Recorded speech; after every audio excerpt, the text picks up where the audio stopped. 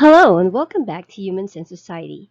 This video focuses on the topic philosophical reflection under the subject Introduction to the Philosophy of the Human Person. Reflection is the act of giving time to think about the meaning and purpose of life. Gabriel Marcel is a French philosopher who talked about two important philosophical reflections.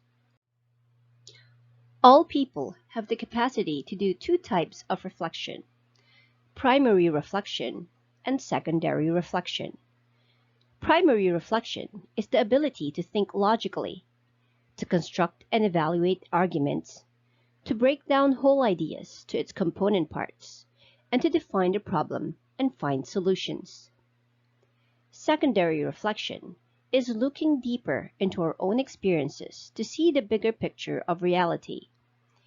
It is to recognize that various parts of your life make the whole of your existence.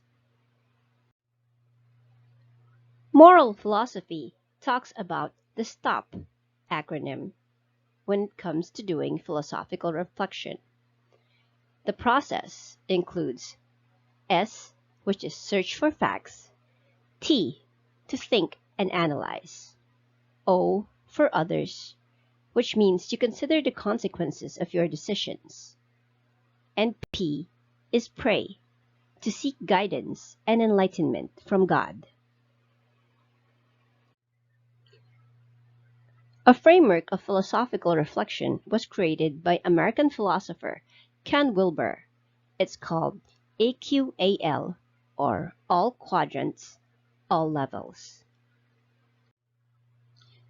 The AQAL framework states that a person's reflection on any idea can be divided into four parts, called quadrants. The first division is a vertical line that divides the space into two sides, the left and the right.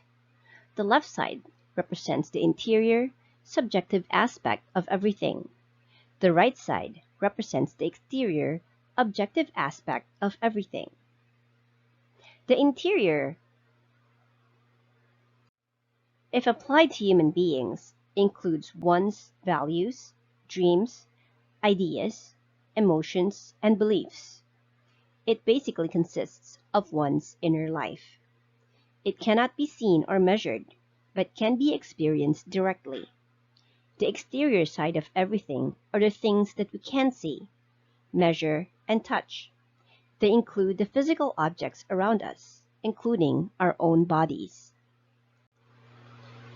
Another division is using a horizontal line that divides the space into above and below.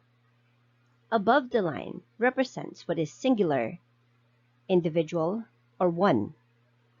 The space below represents what is plural, collective, or many. When you combine the two lines, you will form what we call the quadrant. According to Wilber, quadrants are the inside and outside of the individual and the collective. There are many ways to describe the quadrants. We can use the simple location of each of the quadrants. So the interior of the individual is the upper left quadrant, or UL. The exterior of the individual is the upper right quadrant, or UR.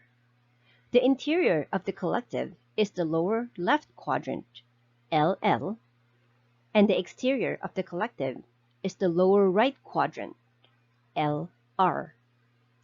We can also use pronouns to label the quadrants, as shown here: I, it, we, and its. But what we are interested is when we apply this to human beings. The inside of the individual becomes the mind, the outside of the individual becomes the body, the inside of the collective becomes culture, and the outside of the collective becomes society.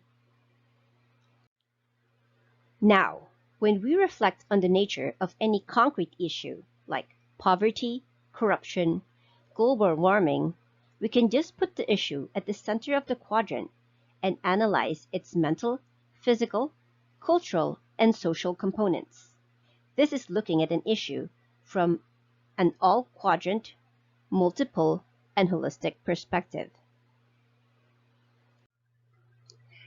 The ideas discussed in this lesson are based on the content standards of the Department of Education. Thank you for watching, and see you in the next lesson.